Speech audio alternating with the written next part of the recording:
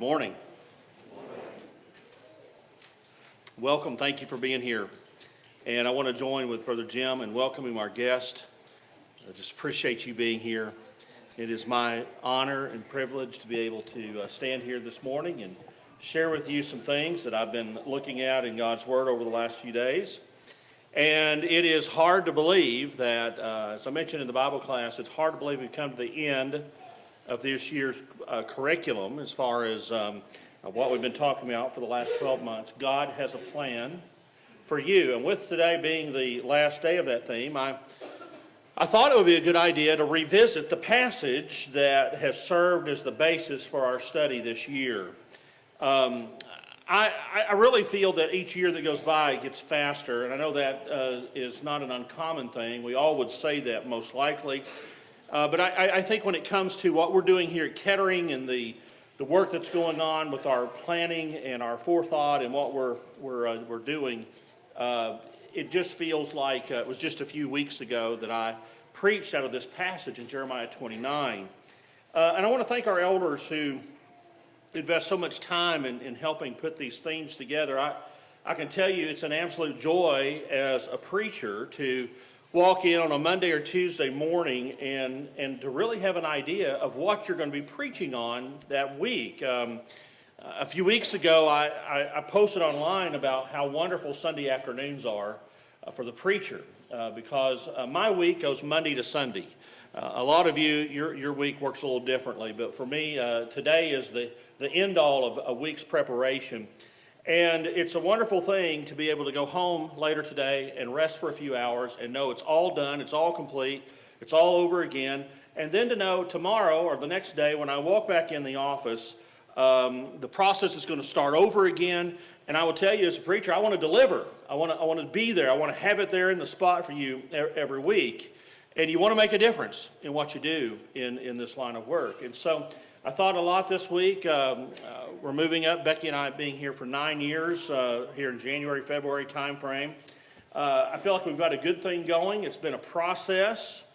We've learned in doing a lot of this planning to work together effectively. And I think as a congregation, we've all grown to a deeper understanding of the Word of God. And so I thank you for your participation in this as we've kind of grown together in putting these plans together, and all of your feedback. We take that feedback seriously. So I want to thank you for all of that as we think about closing 2018 out and moving into 2019. This year we've talked about God's plan, and it's all been about helping you get home. Last December, we spent every Sunday in the book of Ephesians, where the Apostle Paul speaks about God's plan and how it began before time, and ultimately it culminated with the death of Jesus on the cross, and it resulted in the church, the body of the saved. And I want to put Ephesians chapter 4 on the screen for you this morning. This is not going to be our primary passage, but we'll refer to it here in the beginning of the lesson and at the end of the lesson.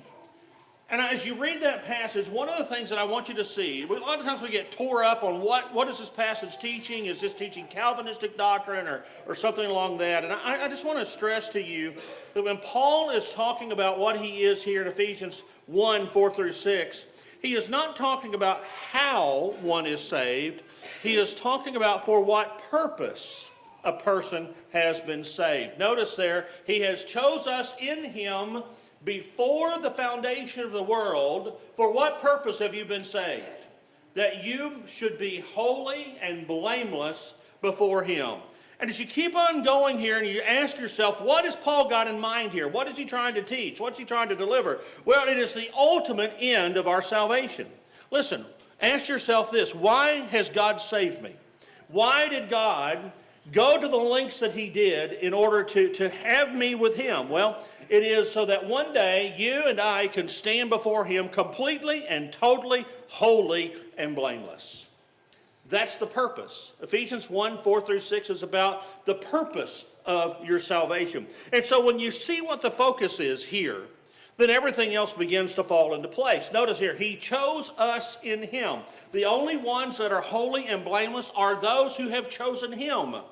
And those, the us in verse 4 there is talking about those who believe, those who choose to respond. Listen, no one is going to go to heaven who does not willfully and consciously submit in obedience to God. You see, God predestined the result of our salvation, not the beginning of it.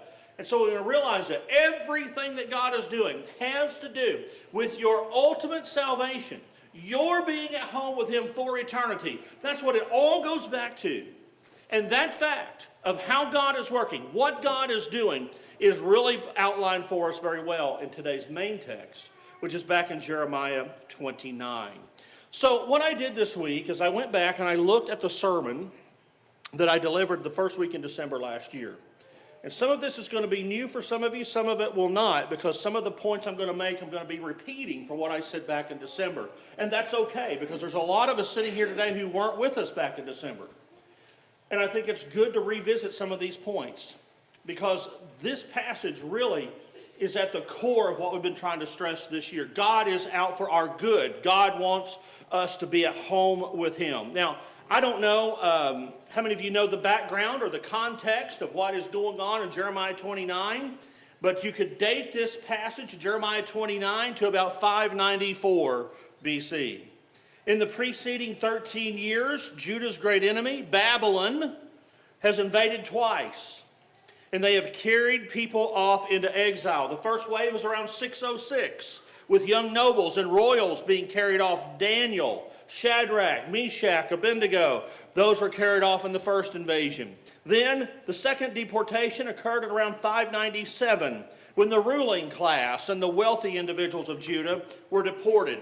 And our text in Jeremiah 29 happens about 3 years after that. False prophets have come into Babylon. They are saying that within a few years, all the captives in Babylon are going to be released, and they're going to be able to return back to Judah. And you can read all about that in Jeremiah 28. In fact, the whole chapter is talking about what false prophets were saying, and Jeremiah comes to tell them everything you've been hearing is a lie.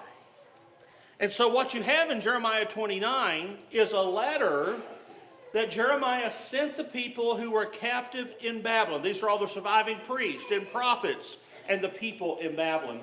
And as you go into the text, notice what he says. This is what God says. This is different from the false prophets. This is what the Lord says. Listen to this. Build houses and live in them. Plant gardens and eat their produce. Take wives and have sons and daughters. Take wives for your sons and give your daughters in marriage, that they may bear sons and daughters, multiply there, and do not decrease. Seek the welfare of the city where I have sent you into exile, and pray to the Lord on its behalf, for its welfare, in its welfare you will find welfare. Now let me tell you what, that message, here you're being told by God, settle down there, raise your families there, pray for the city in which you're now living. That is not the news these captive people want to hear. This is something that's far from raising up an insurrection. This is something that is going to involve establishing a community of people in this foreign land for the long term. Now, I want you to think for a moment, if you have ever been for an extended stay in a foreign country, you can probably identify with a time you just want to come home. Some of you were commissioned by the military to go off into far places and fight for this country. And some of us have been outside of the country for other purposes. And I'll tell you, there have been times in my own life where I've been out of the country, and all I can think about is what's going on at home, what's going on with Becky, what's going on with Zach and Emily, and everything at home, and I can't get it off my mind. A few years ago, I was down in Columbia. It was back in 2013. It was in the spring, and Zach was in the 7th or 8th grade at the time, and I think it was 8th grade, and he was doing the plays that the Price Kids have been in. They were having that back then when he was going through that age. And I had to miss those. And Beck would send down pictures and this and that. But it about killed me. Because I enjoy being in Columbia. I enjoy what I was doing down there. But I wanted to be in Bellbrook. I wanted to be where Zach was. I wanted to see that. You ever been in a different place and been homesick? And if you have, you can just kind of put that into picture, what's going on in the minds of the people here. And Jeremiah goes on here, verses 8 and 9, Do not let your prophets and do not let your diviners who are among you deceive you, and do not listen to the dreams that they dream, for it is a lie that they are prophesying to you in my name. I didn't send them, declares the Lord. We hear a lot these days about fake news. This is the ultimate in fake news. It really is. I mean, here's these false prophets saying in a few years you're going to get to go back home and be back in Judah and Jerusalem.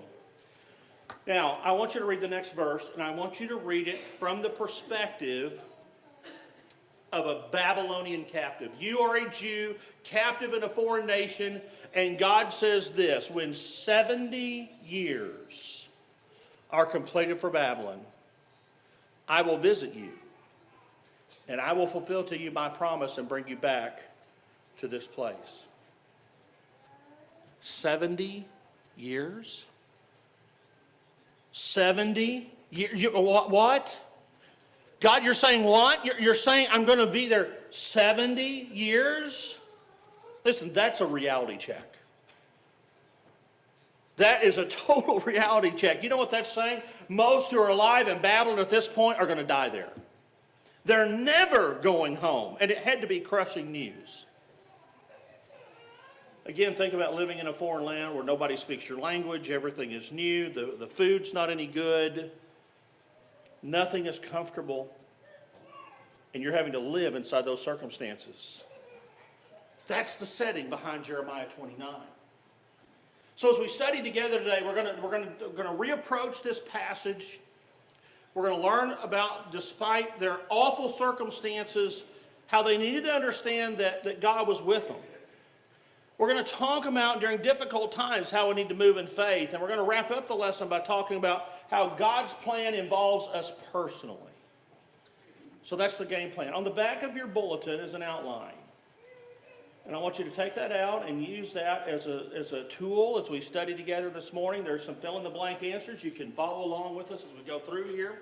But let's dive into this passage for a few moments and talk more about Jeremiah 29. And the first message that we pull out of this is, despite all of these terrible circumstances, they're in a place they're never going to leave. God tells them next, hey, I'm not finished with you. I'm not done yet. And so God tells them in verse 11 of the text, for I know the plans that I have for you, declares the Lord. Plans for welfare and not for evil, to give you a future and a hope. Now, this passage is used and quoted in a lot of places today. A lot of people have no idea. Maybe even before you sat down this morning, you weren't even clear about the context leading up to verse 11. But I want to just kind of share with you what the meaning of this passage is talking about. The word for welfare there is used by the ESV. It comes from the Hebrew word shalom, which in most contexts we associate with the word peace. But however, there's a lot more to that in this context, what is trying to be communicated here by God. Depending on the context, the word that's used here can also communicate completeness, wholeness, harmony, fulfillment. And really the idea here is that God is trying to get across the point, I have plans for you because the relationship I want to have with you is one that will be unimpaired with others. I want to have complete fellowship with you. That's my plan. And so as you look back at verse 11, what we need to understand is what we ask ourselves, what did the plans of God focus on? So many times we read verse 11 and some come away saying, well, God's going to bless me economically. But verse 11 has nothing to do with prosperity. It has everything to do with our positive relationship with God and others. And I want you, when you read verse 11, to see not the physical implications, but the spiritual implications of what God is saying here. And God is saying, my thoughts of you are always of peace. And I also want you to see and understand that while God's thoughts of us are always on good, His plans for us are not always easy. I think in the American context especially, we like to think that Christianity is going to make our life easy. And we fail to understand that there is a lot of good that God does during times of darkness and suffering in our life. And this is definitely, for the children of Israel, this is a time of correction. This is a time of chastening. And God is doing this ultimately for their good. And he is doing it with the restoration of a relationship in mind. Here's something I want us to understand when it comes to God. And one of the things we try to do all year is talk about how do we look at God? How do we understand God? Who is God? And there's no better passage in the Bible to illustrate for us that God's plans for us are altogether for good. Here's a passage or a writing out of a commentary by Theodore Lachitz. He says, God's plans concerning his people are always thoughts of good, of blessing. Even if he is obliged to use the rod, it is not the rod of wrath, but the Father's rod of chastisement for their temporal and eternal welfare. There is not a single item of evil in his plans for his people, neither in their motive, nor in their completion, nor in the revelation, nor in their consummation. So God's plans, God's thoughts for you are always for good. And the question is do we believe it? What have we spent so much time on during the month of November talking about? Asking the question, will we take God at his word? Do we believe what God says to his people here in this passage? My thoughts of you are always for good. Listen, it is a lie of Satan if you have conned yourself into thinking that God is out to get you. That's just not true. God says plans for welfare and not for evil. And the thing that we need to see is that we need to grab a hold of the goodness of God and understand that if I am God's son or daughter, he is not going to hurt me. He is there for me. And so what's the response to that? Well, let's go on a little bit further into the text. And we're going to look at verses 12 through the first part of 14 from two different perspectives for the next few moments. Since God is for me, since God is out for my ultimate good, when I understand that, then I need to see that I need to move by faith. And that is what he is calling on the people to do when you get into verses 12 through 14. And so I put the passages back on the screen. And as you read through those, I want you to see here that this is what the future looked like. This is what their hope looked like. You see, God is always looking toward the end of the path. And that's what we've got to do. We have always got to look toward the end of the path. And I think that goes against our nature as human beings. We want to deal with the here and now. We want what's going wrong in our life to be fixed this instant, right here, right now. And so what happens is we can become short-sighted. It's very easy for us to do. And I want you to think about it in this regard. Life hurts. Life is hard. And if you think about your life today, where you are, by the way, you think about where you are, your present age. And you think back to when you were in high school. And you measure the time between you graduate high school, where you are today. Has your life turned out like you planned on the night you graduated from high school? I mean, I had all these goals, all these dreams. I was going to be rich. I was going to be this big corporate executive in the corner office and all of this stuff, working for my uncle out in Oregon. And I was just going to have it made, right? That was my plan. Life looks a little different at soon to be 45 versus 18. And life has had a lot of curves. And life has had a lot of ups and downs. I know I'm not alone, right? And I want you to think about this year. Because I got to thinking again about people right here in our Kettering family who over the last 12 months who have been through their share of ups and downs. Some dealing with seemingly unending uncertainty in trying to find a job. Some battling health issues. Some in here coming hours from death. Some of us have dealt with heartache and disappointment at the hands of brethren. There are two of us, at least one of us in here today, but two of the family that's lost a parent to cancer this year.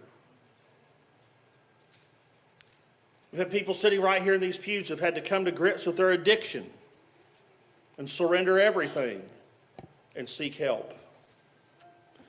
There are people sitting in this room today who've had a son or daughter walk away from God.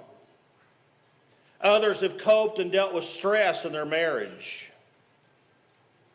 Others are dealing with helping aging parents and dealing with parents who sometimes stubbornly refuse the idea of living in assisted living or going into a home to have help to live, and dealing with all of that. Some of you are ending 2018 living in Dayton, something that you might not have planned on back in January. All kinds of changes. I'm not saying that's a bad thing, by the way. All kinds of things. I mean, I have the bulletin here. Have you looked down through the prayer list today? And I'm not going to take the time to do it, but just there's a reason why we have a prayer list. There's a reason why we put these things out. Life is hard. And you know, we deal with all the ins and outs of what's going on. And, you know, just like these exiles that are being dealt with back in Jeremiah 29, where they're having to endure all these hard times, things outside of their control, things they didn't plan on in life, things that challenge their perspective, so do we. And despite all of the things that hit us, it is important to understand that life is still promising because God has a plan. God has a plan for you. Philip Graham in his writing has said, if God has a plan for the future, then the Christian must not complain about the present. Boy, that was right at me.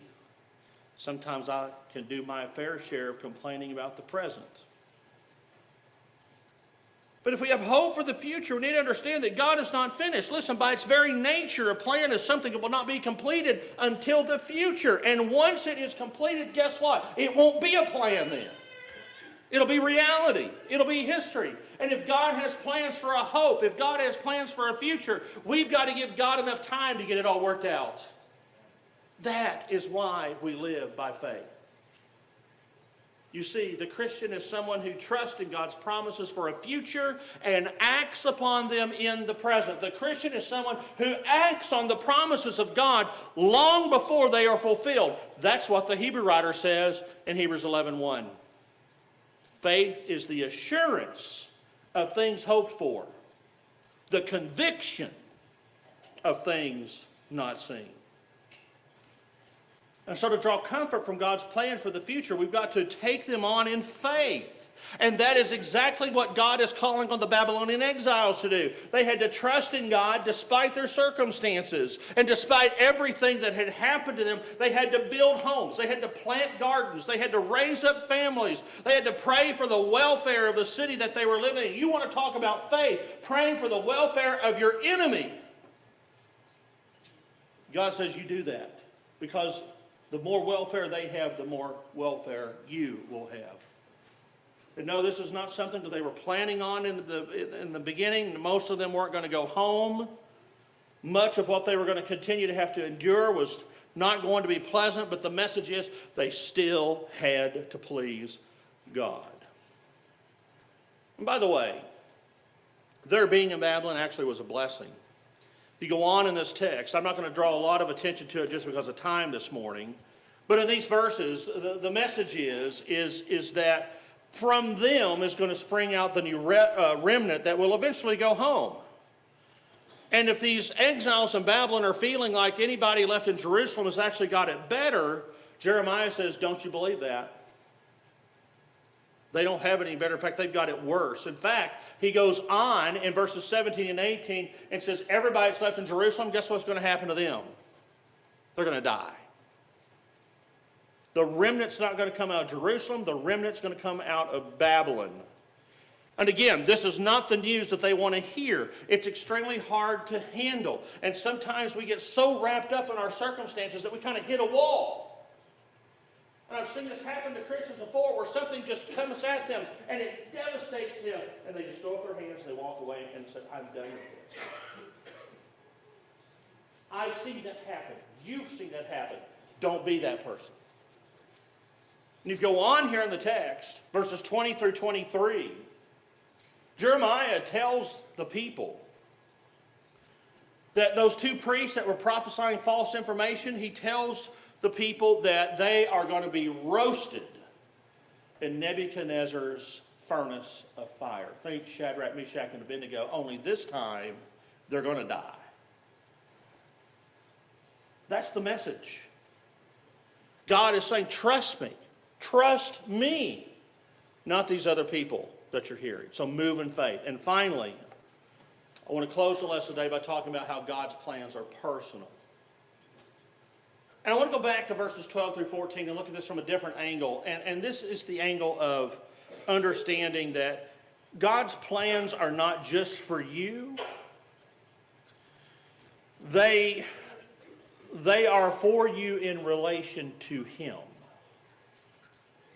Listen, God's purpose in everything is to bring you into a closer relationship with Himself. I want you to keep that in mind, because we're going to come back and read a passage from Romans in a few moments that some people will read today and miss the point of. Everything that God does, every purpose of God's planning is to bring you into a closer relationship with Himself. Look at verse 13. You will seek me and find me when you seek me with all your heart. What is God saying there in that passage? He is saying that He is always accessible. He is always there. And it's an incredible promise. If we seek God, we will find Him. There's no ambiguity there. There's no uncertainty there. The promise is there. It's real. And notice, we have to seek Him with all of our heart. Listen, that's not just emotion.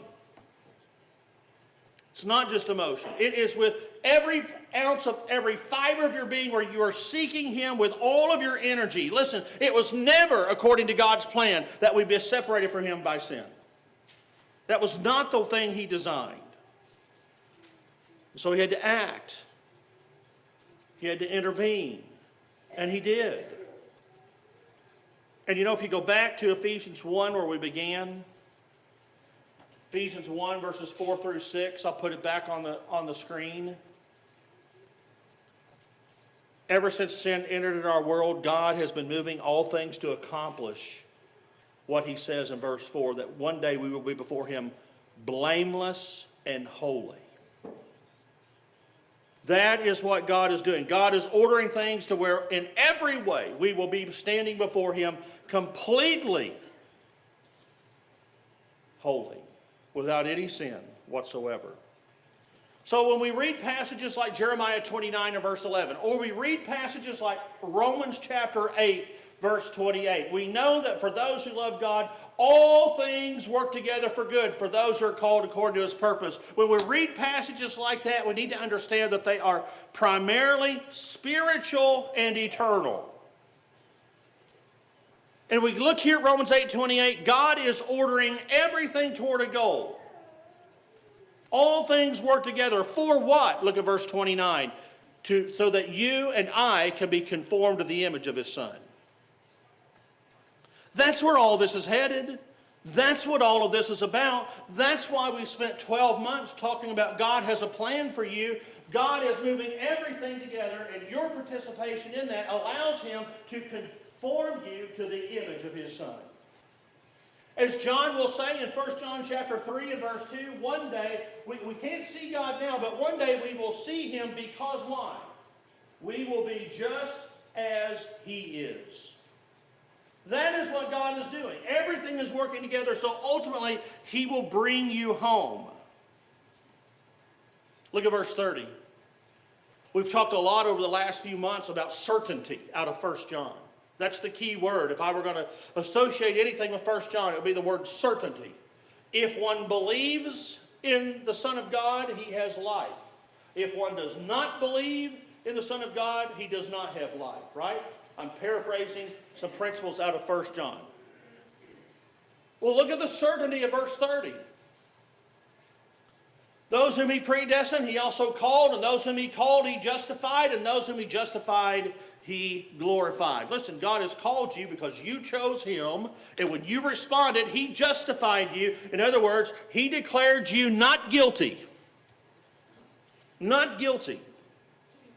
And look at the end of verse 30. He is aiming for your ultimate glorification.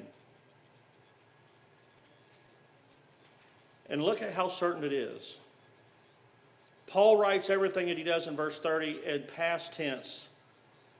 It is so certain that it is referred to here in past tense as if it has already happened. Now, before we close today, I want us to make a very personal application.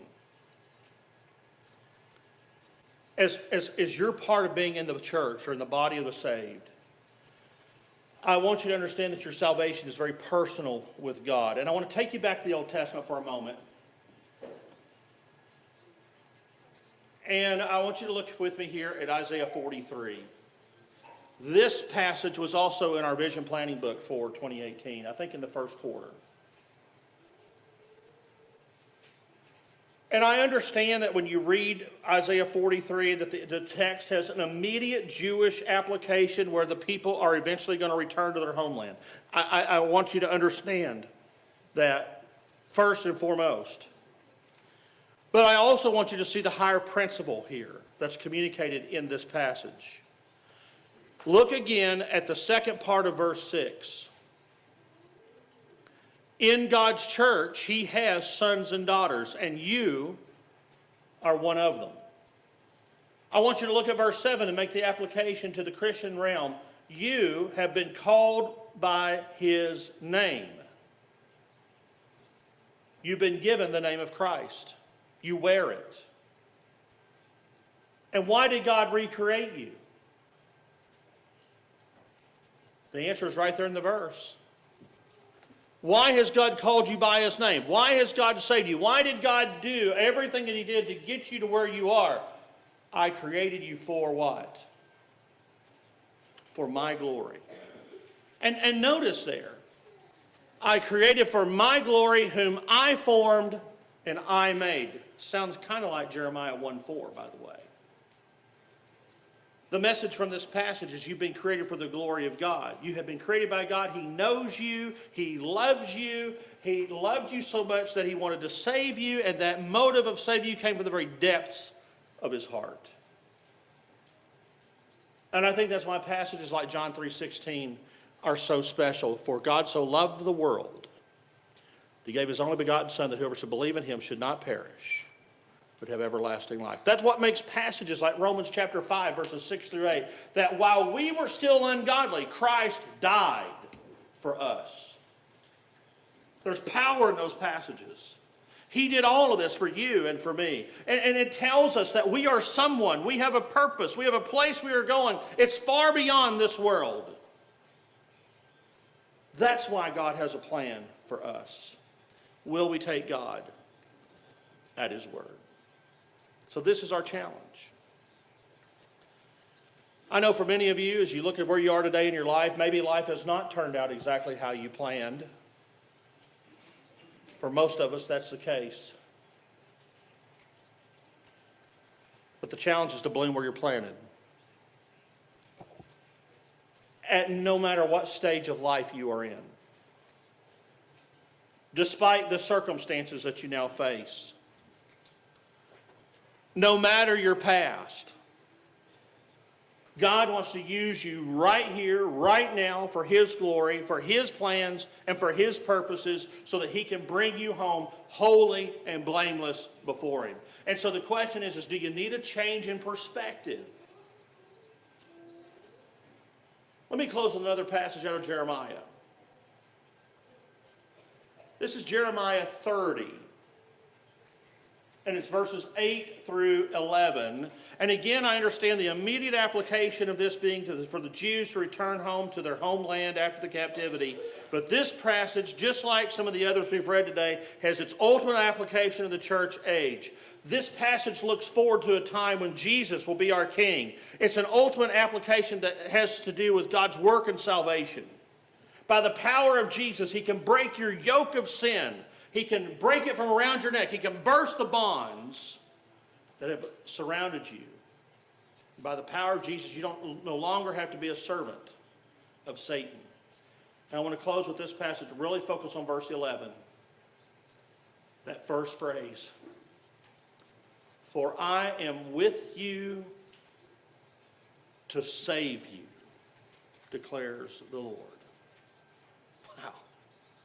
For I am with you to save you. No, your circumstances may not be what you planned on. No, life hasn't turned out quite like you expected. No, things are not exactly like you might want them to be. But here we are. And God is still saying to us, for I am with you to save you.